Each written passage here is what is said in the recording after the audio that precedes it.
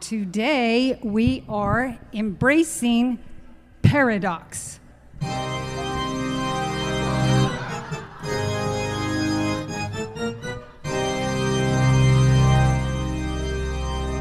Is everybody awake now? Right. Okay. So, where some would say God, today Alexa and I are going to sing the goddess. Although God is neither male or female, but both and neither. That sounds like quantum physics, doesn't it? Okay, drums. Does anybody, there's a drum right there. If anyone can just go like that, you're hired, okay? Here we go.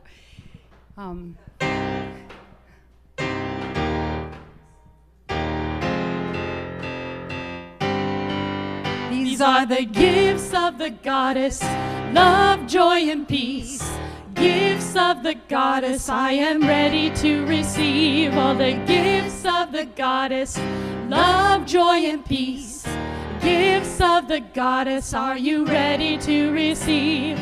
Love, Are you ready? joy, Are you ready?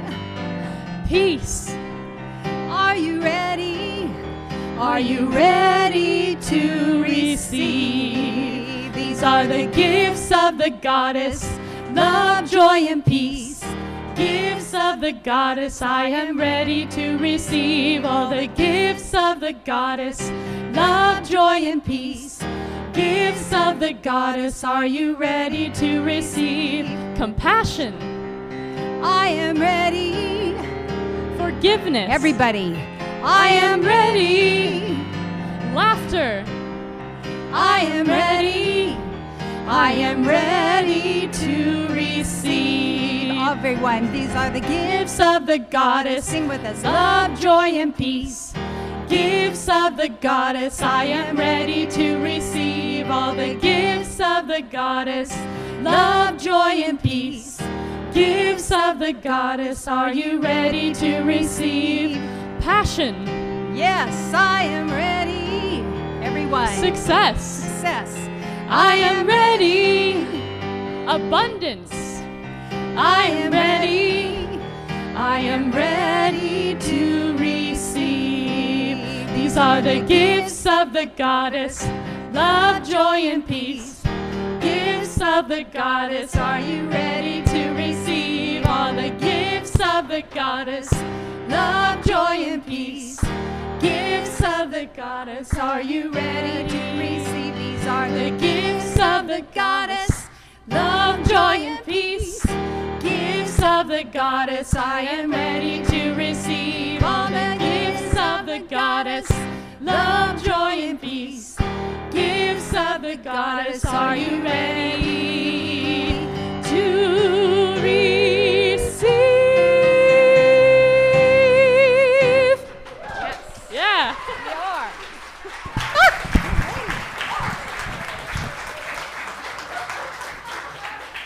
Awesome. Thank you, Alexa Ehrlich and Lauren James and our drummer Michael Sunday.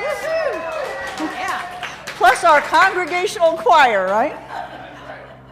Good morning, everybody. Isn't it nice to have this cool, smoke-free air? Yeah.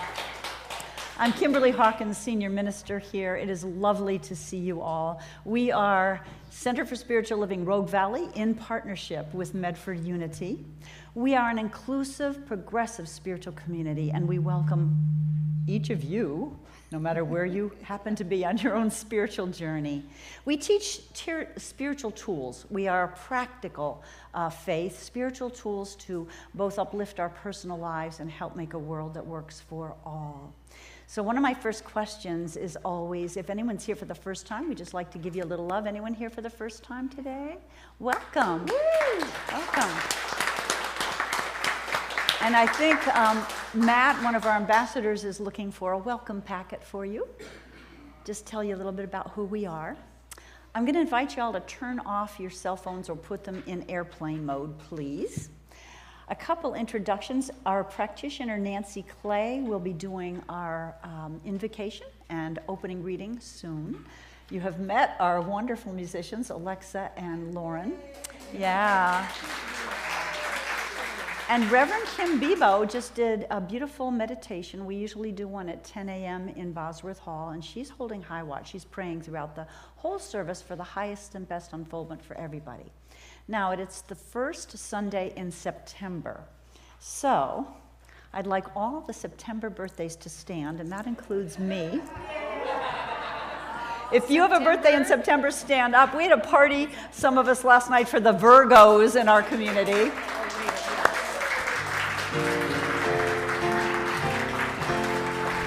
Happy birthday to you. Happy birthday to you. Happy birthday, happy birthday. We sure do love you.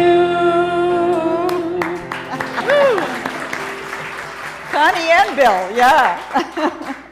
I was asked by our practitioner, Wendy Wellborn, who, by the way, is back after a whole summer internship in chaplaincy in southern Washington. I was asked by her to announce that this is also the birthday month for our Community Cares team. So in case you don't know, we have a team that is there to offer food, rides to doctors, anything you might need from our larger community. So happy birthday to that group as well. Yeah. So now is the time when we get to take a collective deep breath as we turn it back over to our musicians to prepare us for our opening prayer and reading. And again, I want to ask you to hold your applause after this particular song so we can go right into prayer.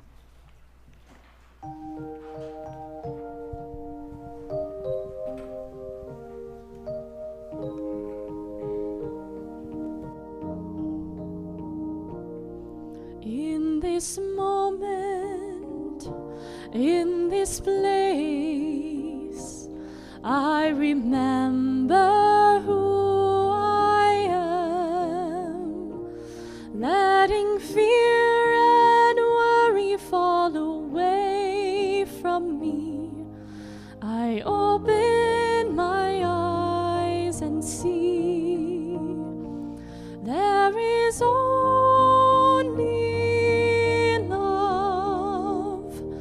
there is only love, love that heals, love that sets me free. There is only love.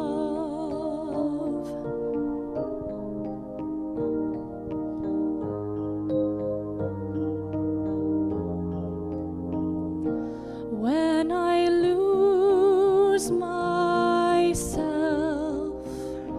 when I feel I've lost my way, when I go inside and quiet my mind and hear Spirit gently say, there is only love, there is only love, love that heals, love that sets me free.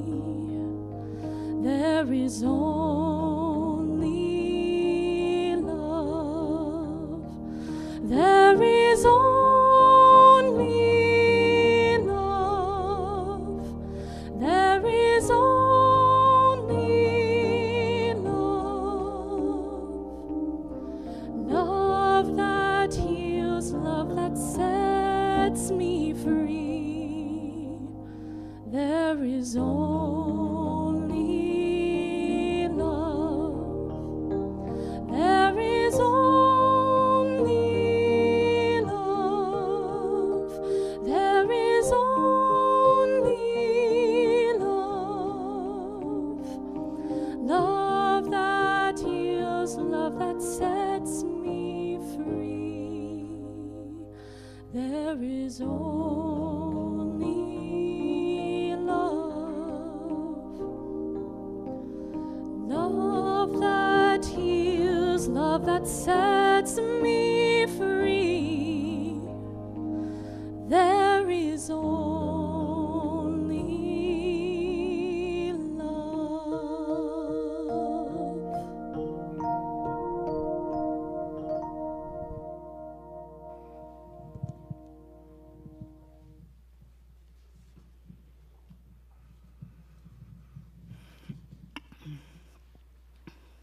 I am blessed to know God in everything.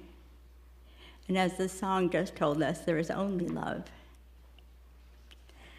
And we know this love to be God, to be the creator, the created, the activity, and the results. This is life. We are life. Each a unique one and only. This is the truth as I know it. All whole, all one. There is nothing else. As we come together to share and recognize the profound experience we are sharing, we are gifted and we are the gift.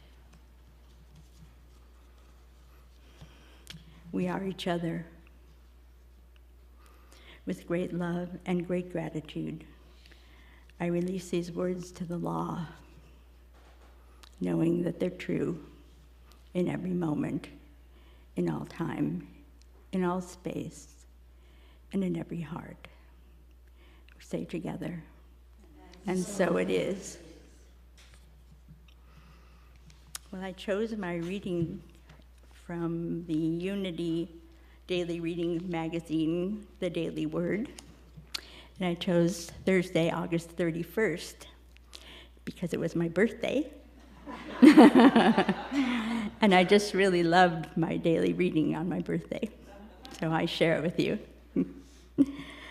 The word of the day is glory. When I dedicate myself to doing my best, I am honoring my divine nature. Whatever I do today in my work, school, or relationships, I give the glory to God. As I do, my thoughts, words, and action bring value to my life and to the world. No matter what I am doing, I do so with intention and purpose. I give my all with the satisfaction that I am contributing to the good of something greater than myself. Knowing that everything I do has value, I go about it with humility and gratitude for this and every opportunity to serve. I live each day dedicating myself to my higher power. I honor the sacred value of all people and treat them with respect. I see the glory of God in each person, and it's a beautiful sight. So we can say together, and so it is.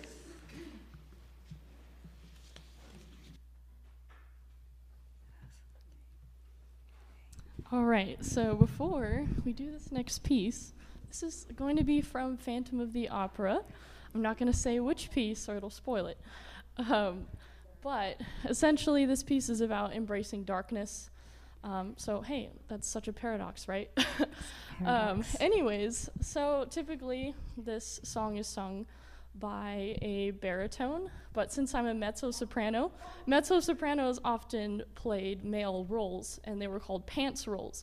So I'm going to pretend to be a man and sing this, so. Exactly.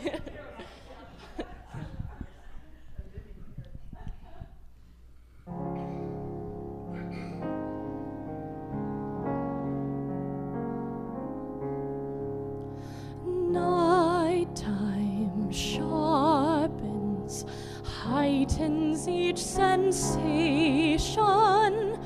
Darkness stirs and wakes imagination. Silently the senses abandon their defenses.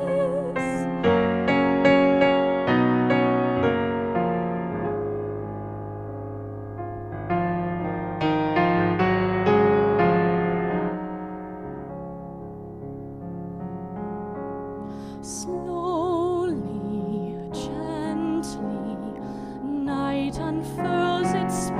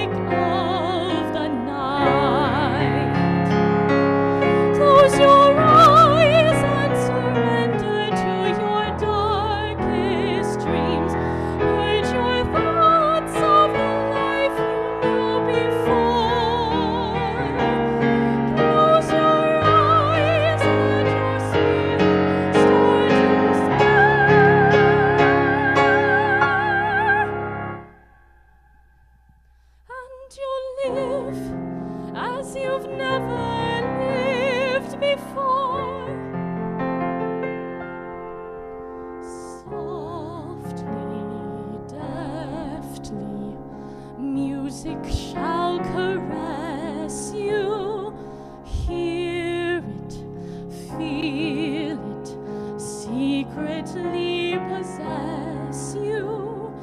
Open up your mind, let your fantasies unwind in this darkness which you know you cannot fight. The darkness of the music of the night. Let your mind start a journey through a strange world. Leave all thoughts of the life you knew before. Let your soul take you where you long to be.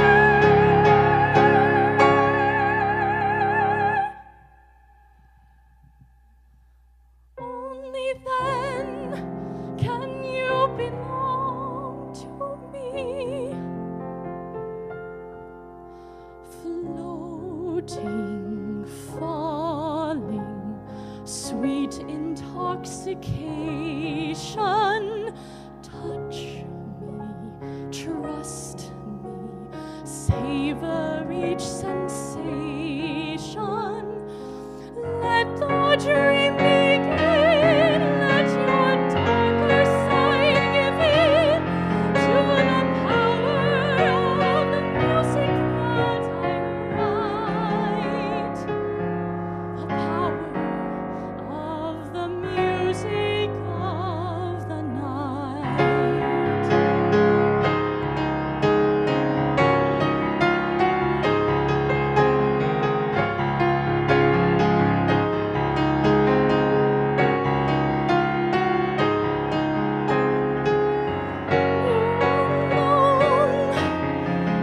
Can make my song take flight.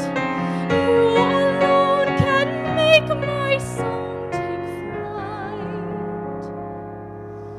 Help me make the music of the night.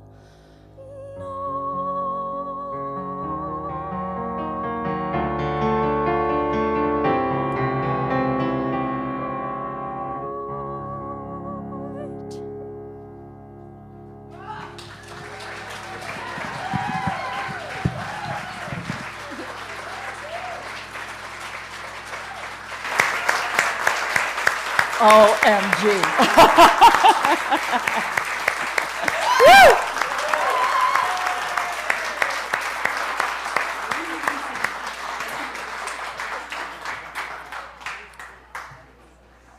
I'm not sure how you expect me to do a talk after that. And if you wouldn't mind warning me next time, I will not wear my mascara. Oh, you guys. We didn't know if you'd let us do it, so we didn't tell you. Oh!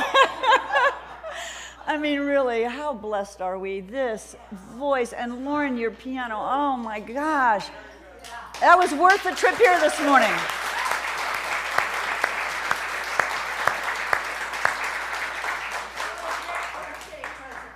It was a great birthday present. Yes, it was. Thank you so much, you two. Oh my goodness, I can't say no to you two when you suggest something, really. Well, I got to shift gears a little bit here. Whew.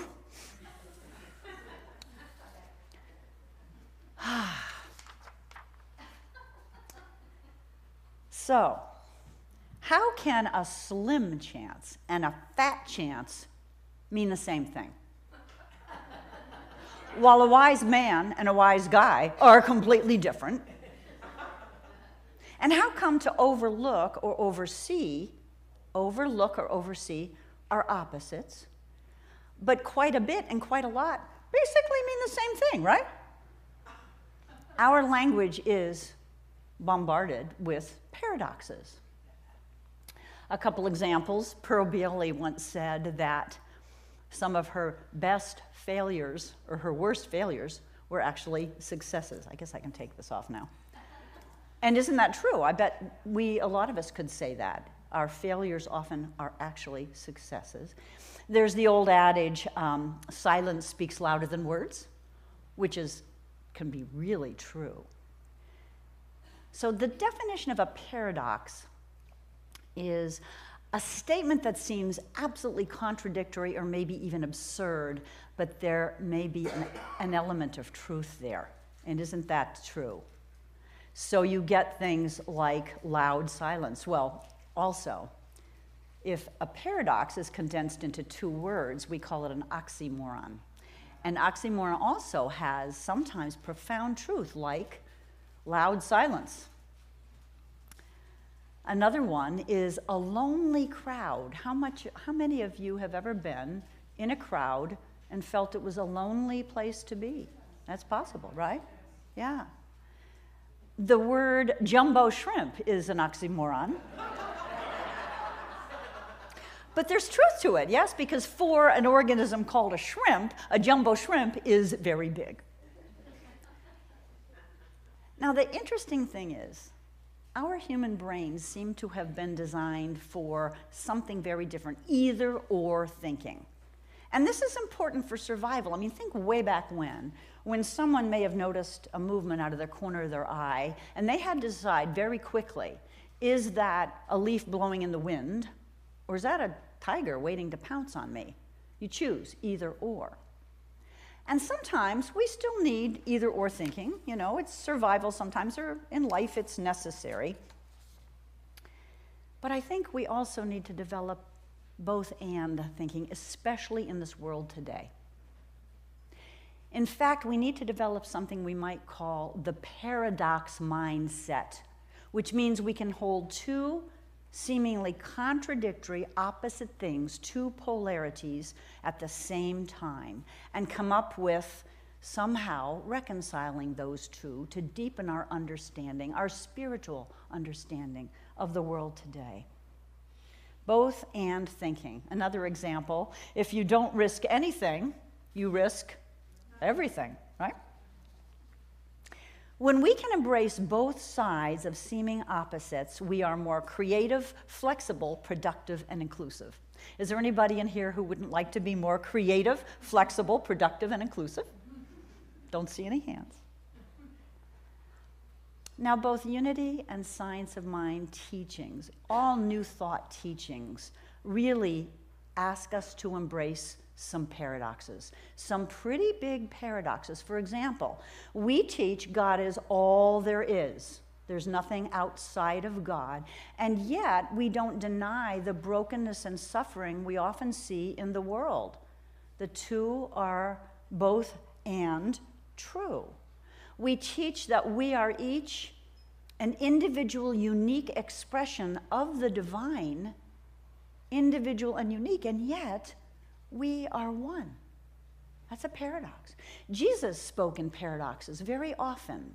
Remember the expression, the last shall be first and the first last. It comes during or after his parable of the workers in the vineyard. The owner of the vineyard hired workers, and one group started in the morning, one group started at midday, one started toward the end of the day. And at the very end of the workday, he paid them all the same wage, and he paid those that arrived the latest first.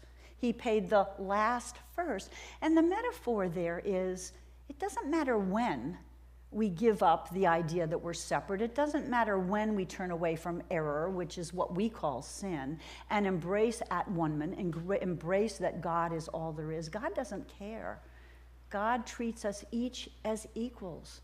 The first can be last, the last can be first. There's no judgment, there's no comparing or, making a continuum of our value. That doesn't happen.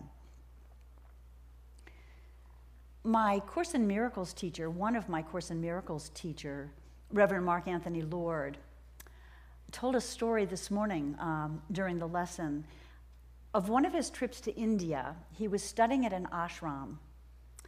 And there was this one guru that he said when he went in to visit him, he was so happy all the time. You just walked in and you felt wonderful in his presence. And one of the other students in Mark's group said aloud, I love visiting that guru because he's always so glad to see me. And one of the monks said, no, he's glad to see himself. He's glad to see himself. So we are one. There's a wonderful story in Mark Nepo's Book of Awakening.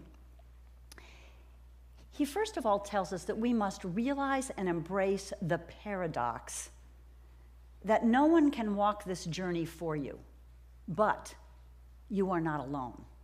We share the journey. We all share pain, suffering, fear. It's part of the journey. And Nepo goes on to tell this beautiful, touching story from the Talmud that illustrates the paradox that we're journeying alone together. There's an oxymoron, right? So there's a rabbi teaching a group of students, and he asks them, how do you know when the first light of dawn has arrived? And there's silence for a while the students are thinking. And finally, one offers, well, when you can tell the difference between a sheep and a dog. Rabbi shakes his head, no, that's not right. Another student pipes in, well, when you can tell the difference between a fig tree and an olive tree. And again, the rabbi shakes his head, no.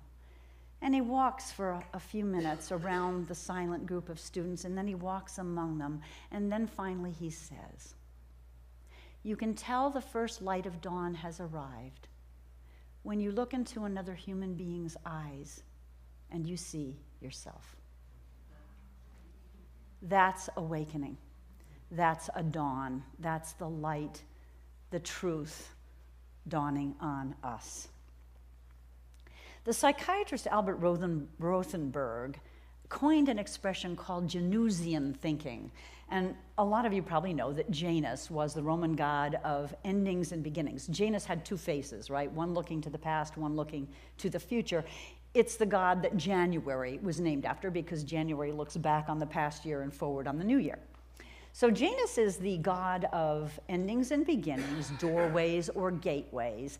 And Janusian thinking means basically the ability to embrace and use multiple opposite ideas simultaneously to solve problems instead of taking a stance and pushing against the opposite, which is what happens a lot in our culture these days, does it not? I mean, we get firm in our stance and we demonize and villainize the other side. Our founder of Ernest Holmes said this. He said, we need to develop a good-natured flexibility. Nature demands this, for if the tree did not bend before the wind, it would break. We are apt to hold our thoughts so static that it finally becomes a habit which destroys not only our mental happiness, but also the spiritual influx. The spiritual influx meaning the guidance from the divine. Sometimes I call it a download, but really it can be thought of as an upload. Because if God is the voice within us, it's more of an upload than a download. It can probably be both and, right?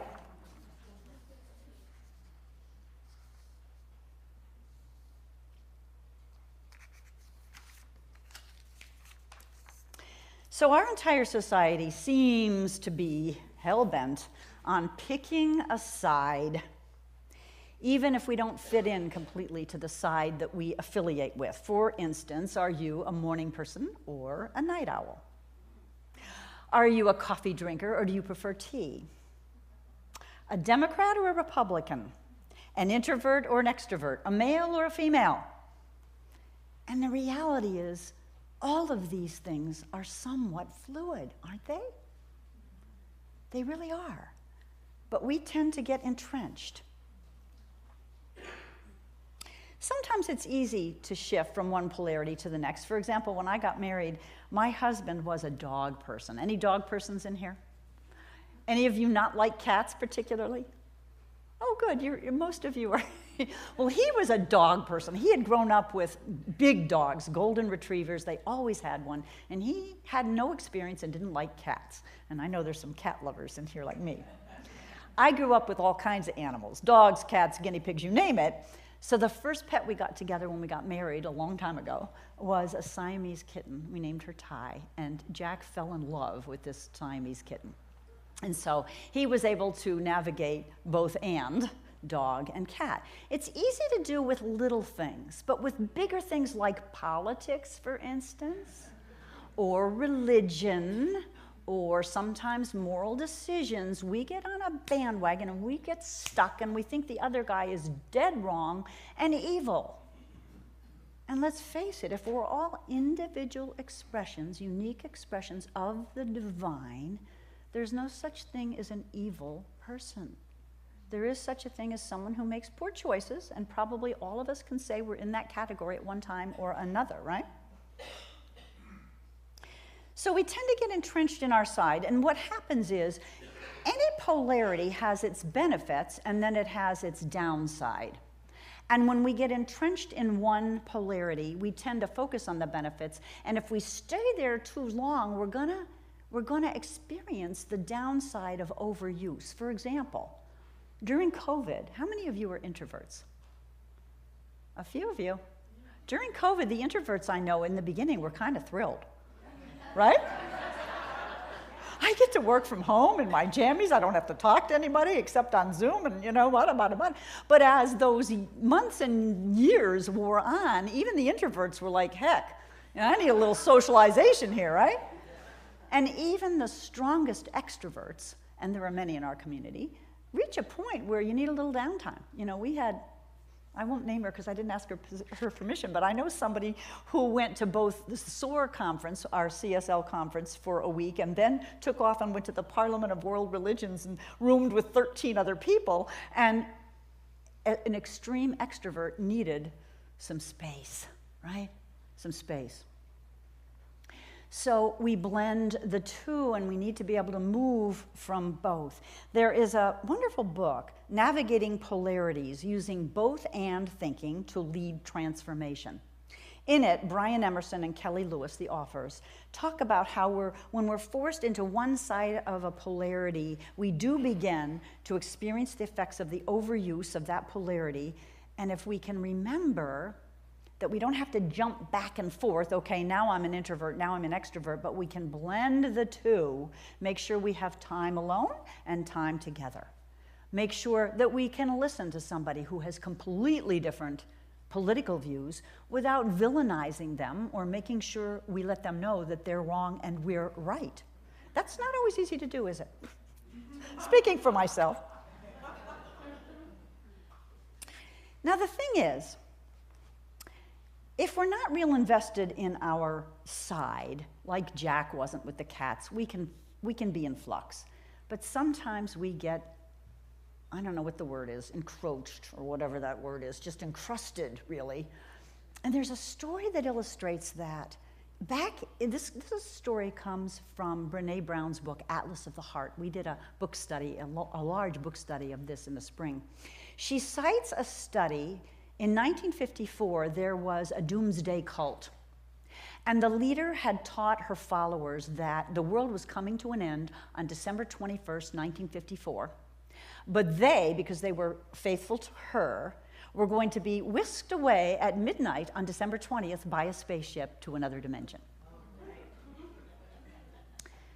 Now, 3 social psychologists decided to infiltrate this cult because they had the hypothesis that those that were really invested, for instance, some of these folks in this cult had sold their homes, given up their jobs, distributed what wealth they had, because who's going to need money in outer space, right?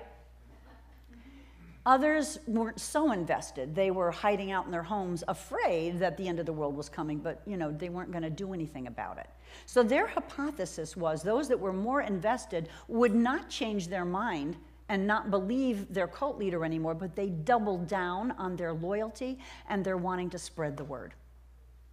And that was not in keeping with the psychological understanding of the time about what motivates people.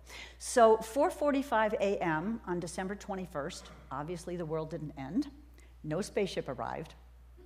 At that point, the cult leader told her followers that they were so lucky, they were so faithful to her that their lives were being spared and everybody was going to be okay. Rather than leave the cult, those who were really invested were thrilled, went running to the news media to tell them how wonderful this was, and began to proselytize and be even more committed to her evangelical, crazy teaching. Isn't that wild? So we need to learn to hold our beliefs lightly. I love Ernest Holmes because he always used to say, our founder of Science of Mind, we're open at the top.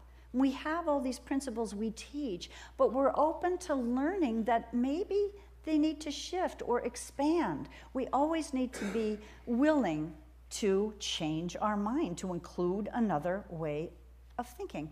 So there's this thing in Taoism called the middle way. Taoism is great with paradoxes. I've always been fascinated by paradoxes, and I love the Tao Te Ching. For instance, in the Tao Te Ching, it says, soft is strong. That's a paradox, but think about it. Water's soft, right? How did the Grand Canyon get formed? Water running through rock is stronger than rock. So the middle way, or the third way, means when you can bring together two opposites and create a solution that's brand new. And we so need this today. I think most of you will agree with me. Instead of swinging back and forth or whatever, to really not villainize the other side, but to take a look at the benefits of what everyone is believing and teaching. Brian Emerson, this was a really neat book I read this week. It's called Navigating Polarities, Using Both and Thinking to Lead Transformation. He said this, standing in the third way is a practice. It relies on a way of being and doing that most of us were never taught. It requires self-awareness, conscious choice, and courageous action. So true. So I believe we no longer get to choose between economic growth or taking care of people. We don't get to choose between technological advances or preserving our environment, being conservative or liberal, or taking care of the many or the few. There's so many. We could go on and on with this list. Instead, we need to find new ways, new solutions that embrace all ideas. Now, that doesn't mean there isn't a best solution. It doesn't mean that sometimes people go astray. It doesn't mean any of that. It just means, remember, when we look into the eyes of another human being, we can see ourselves. I love synchronicity. What's synchronicity, right? When two apparently unrelated things happen simultaneously and they seem to be connected. So this morning, I opened my Course in Miracles lesson after spending a week thinking about paradox and seeing, seeing God and myself in someone else's eyes. And this was what the lesson was this morning. Lesson 246, September 3rd, to love my Father is to love his Son. In other words, to love God is to love our brothers and sisters. The Course in Miracles, very masculine language. So here's just briefly how it starts. Let me not think that I can find the way to God if I have hatred in my heart. I can't find the way to God if I have hatred in my heart for someone else. Let me not try to hurt God's Son and think that I can know his Father or myself.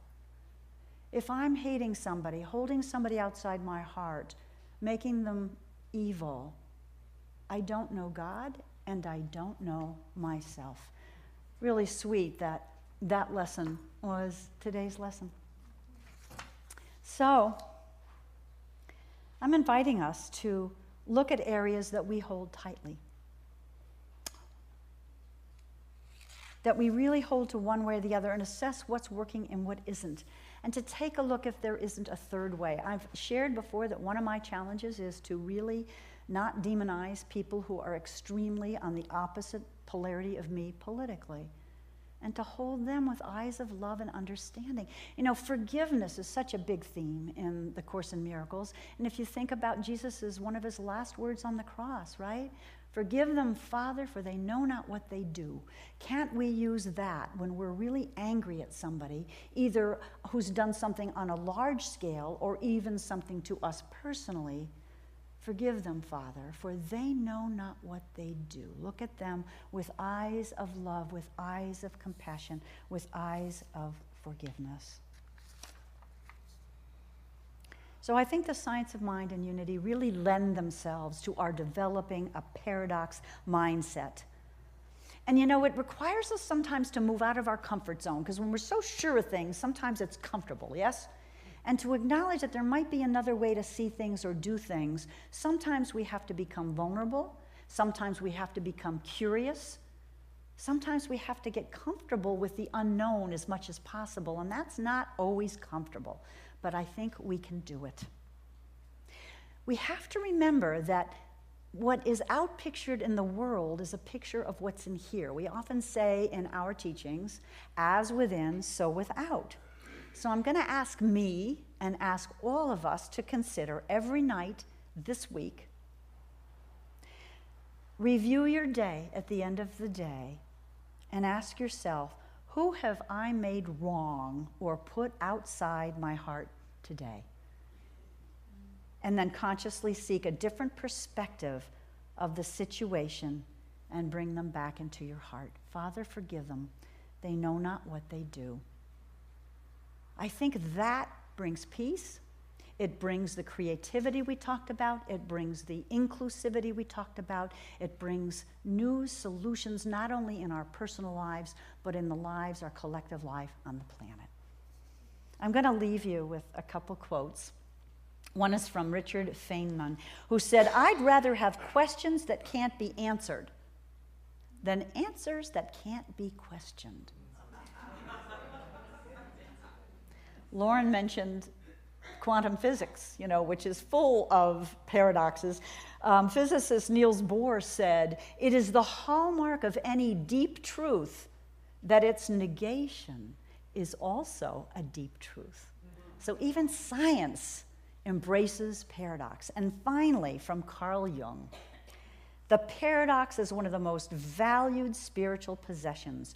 Only the paradox comes anywhere near to comprehending the fullness of life." So let's embrace those paradoxes, shall we? And let's go into prayer at the moment.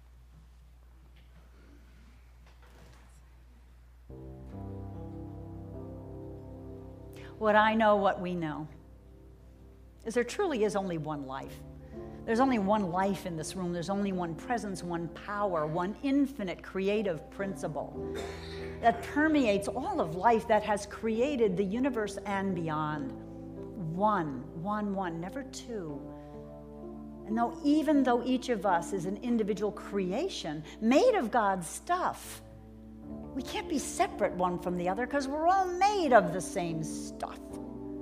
We're all loved and beloved equally, the first being the last being the first. There is no grading system in God's eyes.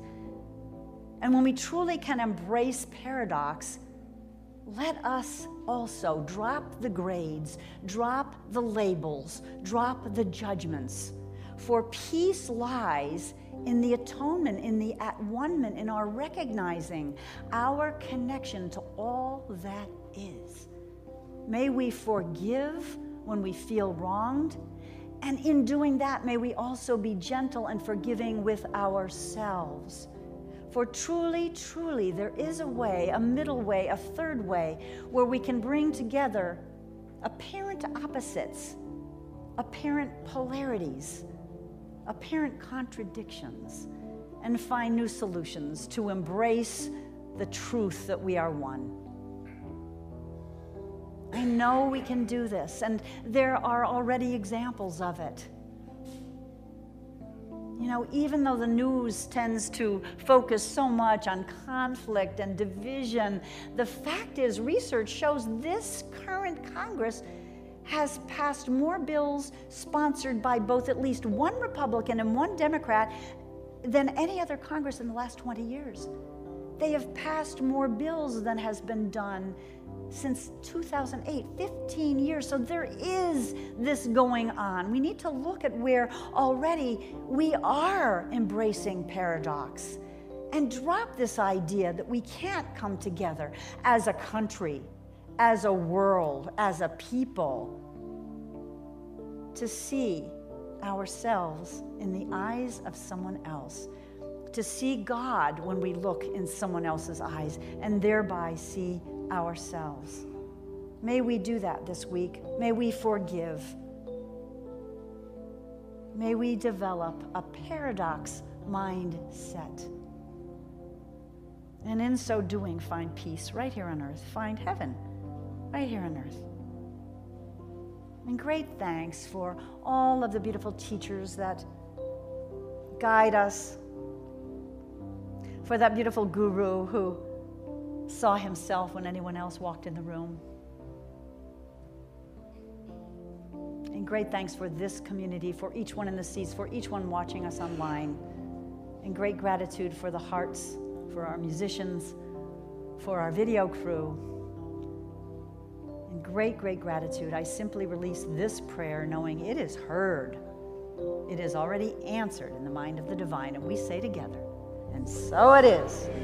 Amen.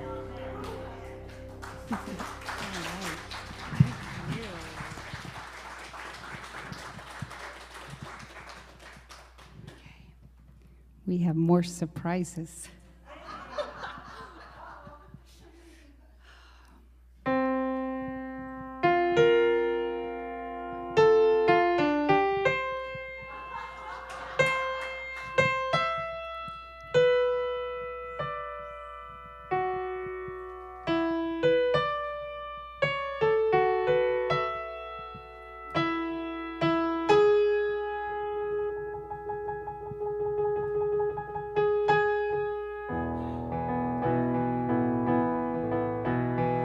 What would I do if I knew that I could not fail?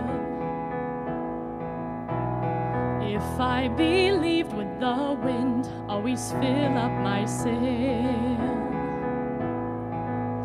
How far could I go? What could I achieve? Trusting the hero in me. If I were brave, I'd walk the razor's edge, where fools and dreamers dare to tread. I'd never lose faith, even when losing my way. What step would I take today if I were brave? What would I do today if I were brave? What would I do today if I were brave? What would I do today if I were brave? What would I do today if I were brave? What if we're all meant to do what we secretly dream? What would you do if you knew you could have anything? Like the mighty oak sleeps in the heart of a seed, are there miracles in you and me? If I were brave, I'd walk the razor's edge, where fools and dreamers dare to tread. I'd never lose faith, even when losing my way. What step would I take today if I were brave? What would I do today if I were brave? What would I do today if I were brave? What would I do today if I were brave? What would I do today if I were brave? If I refuse to listen to the voice of fear, would the voice of courage whisper in my ear?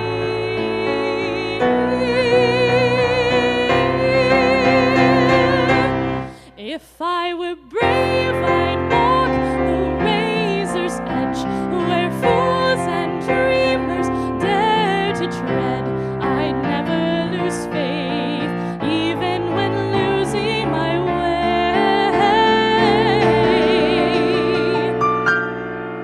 What step will I take today? I am brave. What will I do today? I am brave.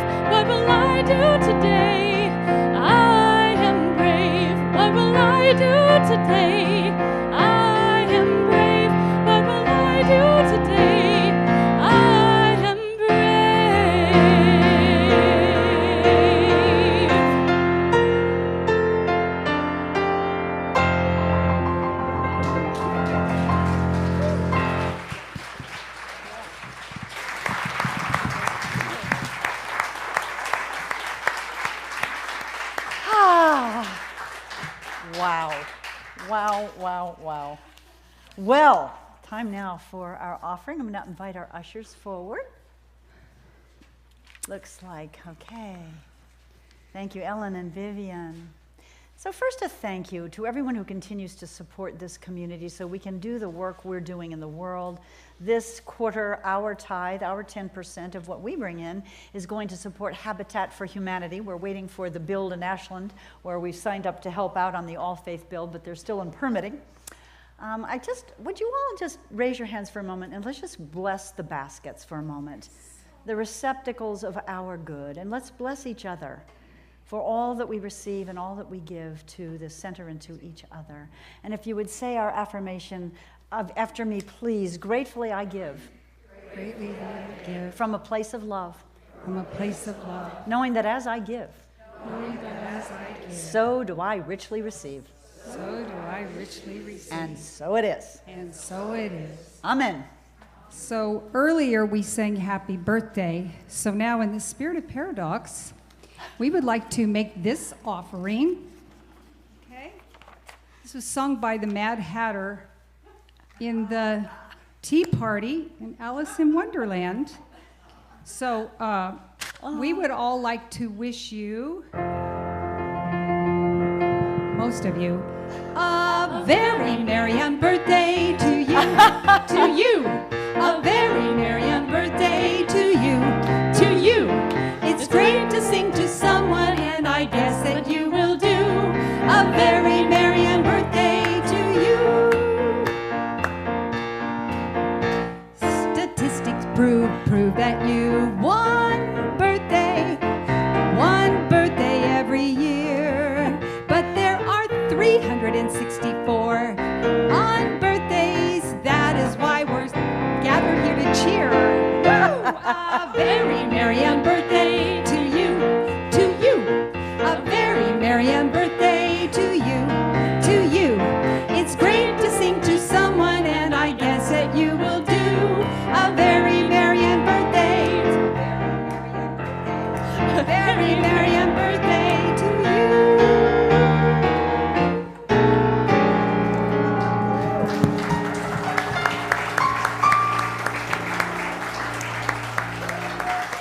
Awesome, you too. Thank you, thank you, thank you.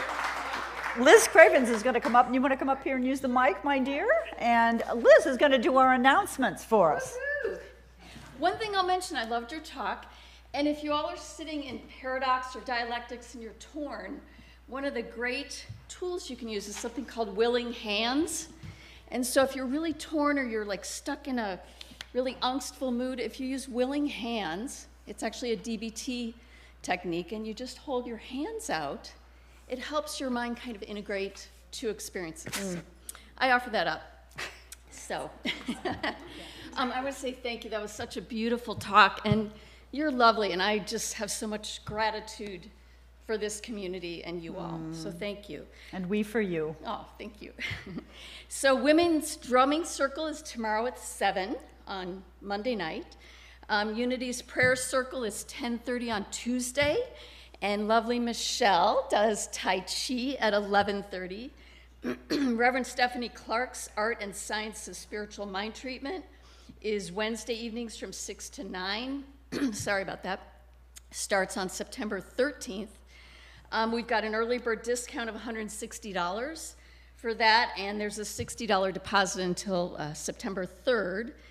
Installment payments are also okay for that. And then the ACS, what is ACS practitioner treatment? It's called Advanced Consciousness Studies. It used to be called practitioner training. Okay. And we have 4 students that have done the prerequisite work to do that. Awesome. And I think that's Wednesday also from 3 to 5. It's actually shifted now Thursday 2:30 to 5:30. Yeah. Okay.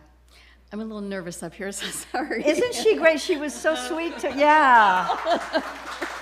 I'll get better. It's going to be really nice to have another voice up here. Okay, hopefully. And then let's see, we've got prospective new members class Sunday on September 17th. And that starts after the service, so I encourage you all to do that, and I'm considering that as well myself. I'm not official yet, but I will be at some point. Reverend Bonnie's prosperity class is Thursdays, and that will be titled "It's Not Your Money," and the book is by Tosha Silva. Yeah. And that's going to be from 4 to 6 p.m. on Zoom, starting on the 21st. Early bird special for that is $100, and please pay by September 11th. And the last thing is sign up for our weekly e-newsletter here in Bosworth Hall, which is here, or you can email cslroguevalley@gmail.com, and I think that's it. Thank you. Let's give her some love. Yes. Men's group this Monday? Okay. We get confused, and if you could send us an email. Men's group meets every other week, as does I think it's the women's drumming circle. So it's not, we have to remember. So men's group tomorrow here at 1 o'clock. We're so glad that's happening.